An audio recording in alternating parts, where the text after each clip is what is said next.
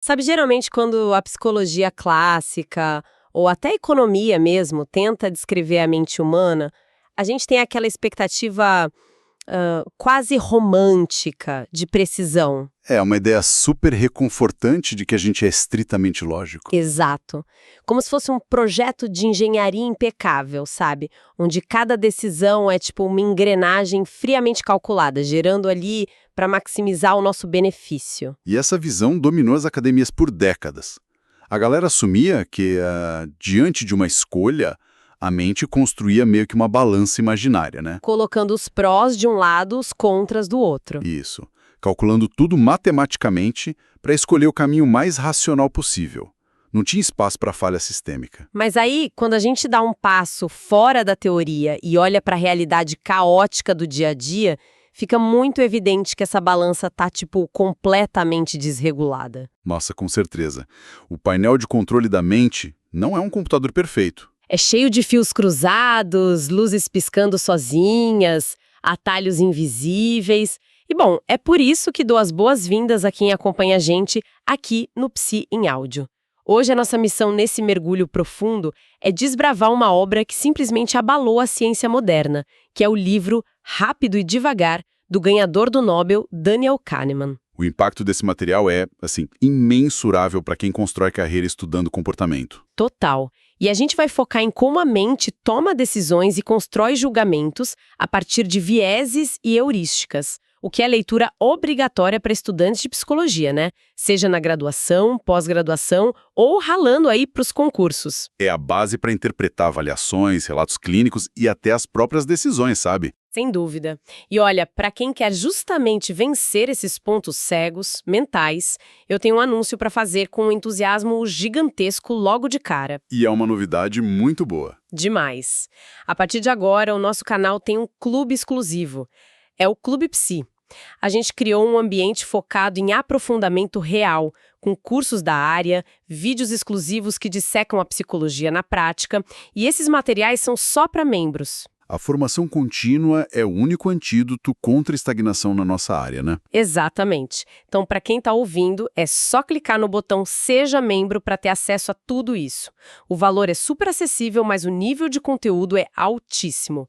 É o nosso ponto de encontro para quem não se contenta com a superfície. Vale muito a pena. Mas, bom, voltando para a arquitetura da mente.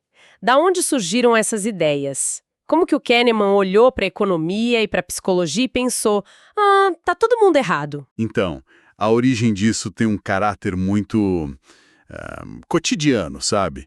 A revolução começou, na verdade, com uma fofoca de escritório. Sério? Uma fofoca? Pois é, tudo começou com a amizade dele com o Amos Tversky, lá nos anos 70. O Kahneman reparou como era fácil a gente julgar e fofocar sobre os erros lógicos dos colegas. A gente adora apontar o erro do outro, né? Exato. E a partir dessas conversas informais, eles começaram a testar a intuição de profissionais muito bem treinados. Pessoas que ensinavam probabilidade. Isso mesmo. Estatísticos, professores universitários. E a descoberta que chocou a comunidade acadêmica foi que até os especialistas falhavam miseravelmente ao usar a intuição em problemas matemáticos simples. Caramba, o que quebra aquele mito de que o diploma deixa a gente imune a erros de raciocínio. Totalmente.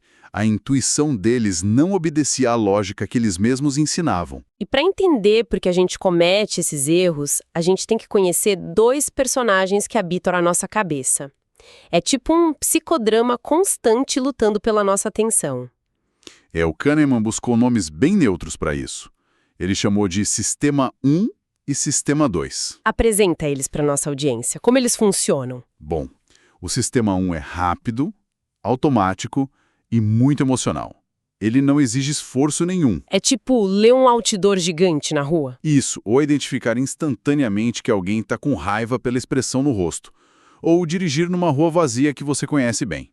A informação simplesmente brota na mente. Um piloto automático puramente instintivo. E o Sistema 2? Esse é o oposto.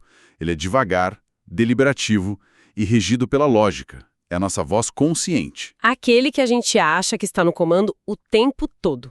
Que a gente tem certeza que está no comando. Mas ele é chamado só para tarefas difíceis. Tipo fazer a conta 17 vezes 24 de cabeça. ou estacionar numa vaga super apertada. Tarefas que exigem foco. Mas tem um problema grande com o Sistema 2, né? Um problema biológico enorme. Ele consome muita energia. Quando ele trabalha, a sua pupila dilata, a frequência cardíaca sobe, a glicose cai. Então, para não gastar energia, a característica principal do Sistema 2 é ser extremamente preguiçoso. Ele foge do trabalho. Sim, e como ele tem esse orçamento de atenção super limitado, quando a gente foca muito numa coisa, a mente fica cega para o resto. Lembra do experimento do gorila invisível? Nossa, esse experimento é um clássico na graduação. Conta para quem ainda não conhece. Pede-se para um grupo assistir a um vídeo com 2 equipes passando uma bola de basquete. Uma de branco e uma de preto. E a tarefa é contar os passes da equipe de branco, ignorando os jogadores de preto. Exatamente. Contar esses passes exige foco absoluto. Drena o Sistema 2. Aí, no meio da gravação, entra uma pessoa fantasiada de gorila. O que é absurdo por si só. Sim, ele caminha no meio da tela, bate no peito e vai embora. E o mais bizarro é que metade das pessoas não faz a menor ideia de que o gorila estava lá. Metade. Ficou em choque quando assistem de novo sem contar os passes. O cérebro simplesmente cortou o processamento visual do gorila para economizar calorias. Nossa, pensando numa analogia prática para quem estuda com a gente pode imaginar o Sistema 2 como se fosse um chefe corporativo, muito inteligente, mas cronicamente sobrecarregado e super preguiçoso. Uma ótima imagem. Aí esse chefe delega quase tudo para o Sistema 1, que seria um estagiário super proativo que quer resolver tudo em milissegundos, só que age por puro impulso. É bem isso. Mas vem cá, por que o chefe inteligente não revisa o trabalho do estagiário para evitar esses erros básicos? Porque revisar dá trabalho. É o que o Kahneman chama de conforto cognitivo.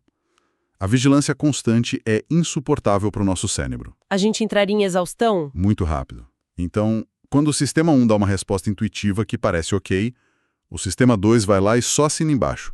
Ele carimba a resposta pela lei do menor esforço. Caramba! E como o Sistema 1 precisa dessas respostas o tempo todo, a mente cria atalhos para não travar, né? Isso. E esses atalhos são as famosas heurísticas. É aí que moram os vieses perigosos. Como funciona essa máquina de tirar conclusões precipitadas? A regra principal das heurísticas é a substituição de perguntas. Quando o Sistema 1 encara uma pergunta difícil, ele secretamente troca por uma mais fácil, para não chamar o Sistema 2. Dá um exemplo disso. O livro traz a heurística da representatividade. Pensa num homem chamado Steve. Ele é muito tímido, não gosta muito de interagir, mas é super organizado e ama detalhes. Tô visualizando. Estatisticamente, é mais provável que o Steve seja um bibliotecário ou um fazendeiro. Olha, a mente grita instantaneamente que ele é bibliotecário. Bate certinho com o estereótipo. E esse é o erro. A mente pula para essa conclusão pela semelhança com o estereótipo e ignora a taxa básica da realidade. Existem muito mais fazendeiros no mundo do que bibliotecários. Nossa, é verdade? Então a probabilidade dele ser um fazendeiro que por acaso é tímido é muito maior. Muito maior. Mas o Sistema 1 não liga para a estatística, ele gosta de narrativas coerentes. Ele prefere uma historinha que faça sentido. E a heurística da disponibilidade é parecida com isso, né? Mas nela a gente julga a probabilidade de algo pela facilidade com que a gente lembra de exemplos. Ah, tipo o exemplo da letra K no livro. Se perguntarem se a letra K aparece mais no começo ou na terceira posição das palavras. A maioria acha que é no começo, porque é muito mais fácil e rápido puxar da memória palavras como karatê, kiwi. Mas a estatística prova que tem muito mais palavras com K na terceira letra. A gente só demora mais para lembrar. Exato. O cérebro confunde a velocidade da memória com a frequência no mundo real. O que explica muita coisa hoje em dia, tipo aquele hábito do doom scrolling. A pessoa fica rodando o feed de notícias ruins o dia todo. Aí quando vai avaliar o mundo, a intuição jura que a gente vive na pior época da humanidade porque os exemplos de tragédia vêm muito rápido à mente. É a disponibilidade distorcendo a percepção de risco. Muito louco.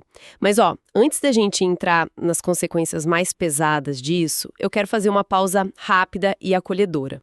Se quem tá ouvindo a gente tá curtindo essa didática e as fichas estão caindo, deixa um like no conteúdo. Ajuda bastante. Demais. E compartilhe esse áudio nos grupos de WhatsApp da Faculdade de Psicologia ou com colegas de estudo. É muito importante ajudar mais pessoas nessa jornada acadêmica que a gente sabe que não é fácil. E para quem quer ir além, tem as sugestões de bibliografias aqui na descrição. E não esqueçam do Clube Psi, claro. Com certeza. O botão Seja Membro tá aí para quem quer destravar todo o conteúdo exclusivo. Mas voltando, eu tenho um questionamento meio construtivo aqui. Pode falar. Se esses atalhos fazem a gente errar tanta estatística básica e substituir perguntas importantes, como que a evolução permitiu isso? Não faria mais sentido a gente evoluir para ser sempre lógico? É uma ótima pergunta. O Kahneman resume isso num conceito chamado WSIAT, uma sigla em inglês que significa o que você vê é tudo que há. Tá, e o que isso significa na prática? Significa que fomos programados para criar a melhor história possível só com a informação que está ali na frente, ignorando o resto. Na savana, há milhares de anos, quem parava para analisar estatisticamente um barulho na moita, morria. Ah, tipo, se faz barulho, o sistema 1 grita, corre. Isso. Agir rápido a partir de poucas evidências e priorizar más notícias salvou nossa espécie. Falsos positivos não tinham custo. Melhor achar que era um leão e ser o vento do que achar que era um vento e virar um moço. Perfeito. O problema é aplicar essa mesma regra de sobrevivência hoje.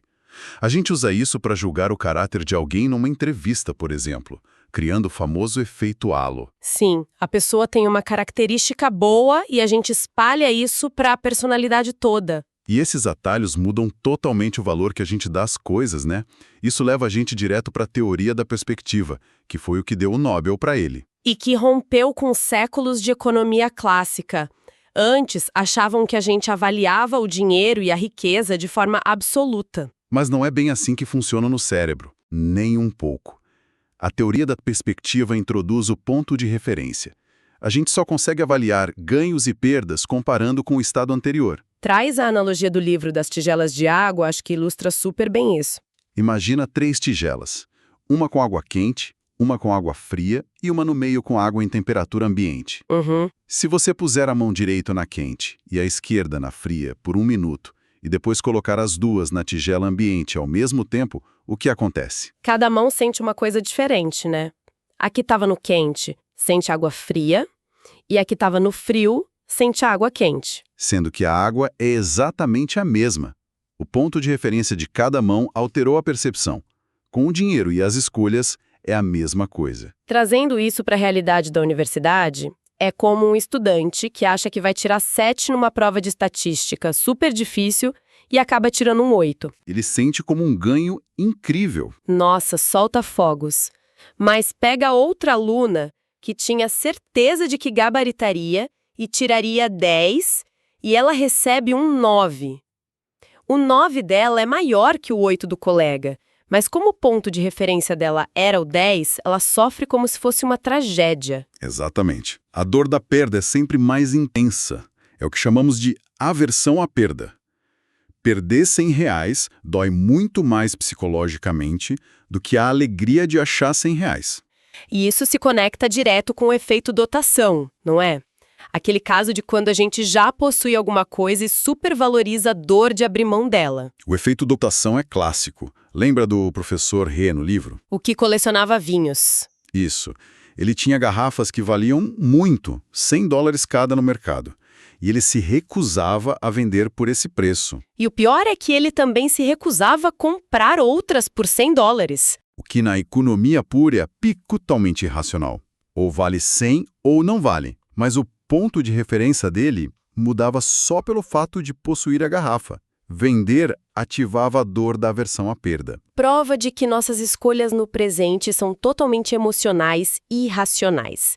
E o mais chocante para mim é que a forma como a gente avalia o nosso próprio passado também sofre de uma pane gigantesca. A nossa memória é governada por 2 eus distintos. O eu que vivencia e o eu que recorda. Explica essa dinâmica pra gente. O eu que vivencia é quem experimenta o presente. É ele que sente a dor no momento exato ou a alegria do agora. Mas ele não tem poder de decisão sobre o futuro. Quem dita as regras é o eu que recorda. Exato. O eu que recorda arquiva a memória. Mas ele é um arquivista bem problemático. Ele sofre da negligência com a duração. Ele ignora quanto tempo a experiência durou. Totalmente. E ele usa uma métrica chamada regra do pico-fim. Ele só grava 2 momentos, o pico mais intenso da emoção e o finalzinho da experiência. É aquele exemplo dos procedimentos médicos dolorosos? Isso. Se um paciente sente uma dor enorme por 10 minutos e o exame acaba abruptamente, Ele guarda uma péssima memória. sim. Mas se outro paciente passa pela mesma dor de 10 minutos, mas o médico estende o exame por mais 5 minutos com uma dor bem leve, o exame durou 15 minutos no total. Ele sofreu por mais tempo. Mas para o indivíduo que recorda, o final foi melhor. Então o paciente avalia a experiência toda como sendo menos terrível e prefere repetir essa do que a primeira. É bizarro. O eu que recorda prefere mais dor no total, desde que o final seja mais confortável. É tipo um semestre na faculdade.